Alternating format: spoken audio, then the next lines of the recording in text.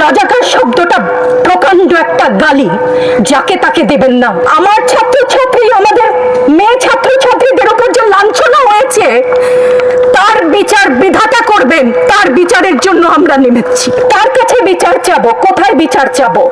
আমরা ঘৃণা জানাই। আমার কথা আমি বলতে পারবো না, আপনি তুলে নিয়ে যাবেন।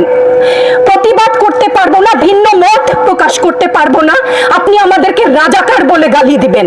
ছাত্র ছাত্রীদের উপর জুলুম বন্ধ না করলে পরিণতি ইতিহাস বলে দেয় কারো জন্য ভালো হয় না। এখন আমাদের সাথে আমাদের প্রিয় সহকর্মী চৌধুরী সাইমা ফেরদৌস, আমাদের ইনস্টিটিউট অফ বিজনেস অ্যাডমিনিস্ট্রেশন থেকে, উনি সংক্ষেপে তার অনুভূতিটি বলবেন। আসসালামু আলাইকুম সবাইকে।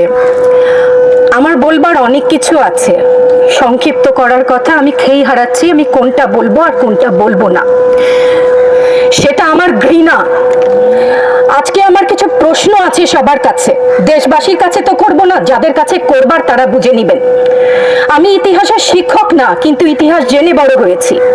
আমার জন্ম ৭১-এর পরে, কিন্তু বই খাতা থেকে সরাসরি যুদ্ধে, ভাষা আন্দোলনে যারা অংশগ্রহণ করেছিলেন তাদের কাছ থেকে শোনা শিক্ষা থেকে জানি মুক্তিযুদ্ধের চেতনা কি, ভাষা আন্দোলনের চেতনা কি ছিল।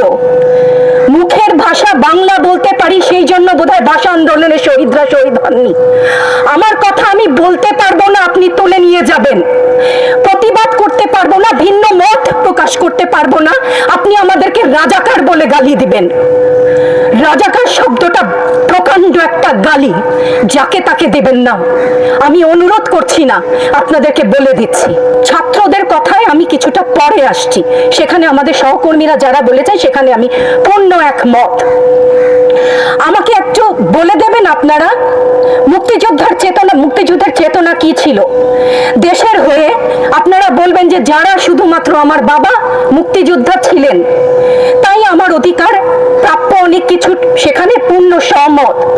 কিন্তু এর পরবর্তী কাল থেকে আজ পর্যন্ত যে সমস্ত মানুষ দেশের বিভিন্ন জায়গায় বিভিন্ন ক্ষেত্রে নিজের স্বার্থ বলিদান দিয়ে দেশের জন্য কাজ করে যাচ্ছে, সৎ পথে উপার্জন করছে, টেবিলের তল থেকে 10 লাখ 5 লাখ টাকার কোটি টাকা তো বাদই দিলাম না, সেই সমস্ত লোক সম্বরণ করছেন, তাদের মুক্তিযোদ্ধার চেতনা কি কিছু অংশে কম? সেই প্রতিবাদ করলে আপনি আমাদেরকে বলবেন রাজাকার। রাজাকারের বাচ্চা, এটা প্রকাণ্ড গালি, যত্রতত্র দেবেন না। আর আমার ছাত্র ছাত্রীদের গায়ে গুলি কেন? আমি এখানে কেন দাঁড়িয়েছি, কেন আজকে কথা বলছি? কারণ আমি মানুষ, আমি শিক্ষিত একজন মানুষ, আপাদমস্তক ভাবে যাকে শিক্ষা বলেন। সেখানে আমি জানি মুক্তিযোদ্ধার চেতনা যদি কিছু আমার ভেতরে বিদ্যমান থাকে, আমি জানি অন্যায়ের প্রতিবাদ করতে হবে। বিচার চাই না বলেছেন, আমিও একমত। কার কাছে বিচার চাবো? কোথায় বিচার চাবো? আমরা ঘৃণা জানাই। আমার ছাত্রদের গায়ে আমি সারা রাত ঘুমাতে পারি না, তাই এসছি যে আজকে যদি কিছু বলে যাই এক পলক ঘুমাতে পারি। যেই বাবা মার বুকটা খালি হয়ে গেছে, তাদের ঘরে কি চলে, কোথায় আছে তারা, কিভাবে আছে? আমার ছাত্রছাত্রী, আমাদের মেয়ে ছাত্রছাত্রীদের উপর যে লাঞ্ছনা হয়েছে, তার বিচার বিধাতা করবেন। তার বিচারের জন্য আমরা নেমেছি। আপনারা আমাদের মুখ বন্ধ করতে পারবেন না। মুক্তিযুদ্ধের চেতনা থেকে জানি